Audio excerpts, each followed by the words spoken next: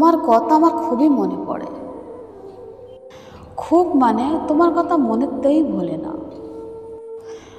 তোমার জন্যে মনে ভীষণ ভীষণ কষ্ট হয়, হৃদয়টা হাহাকার করে।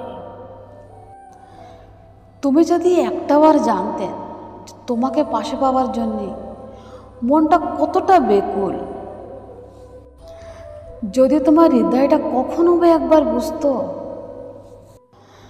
তখন তুমি বুঝতে পারতে, হয়তো তুমি আমার কাছে ছুটেও আসতে। তুমি ছুটে আসতে আমার পাশে।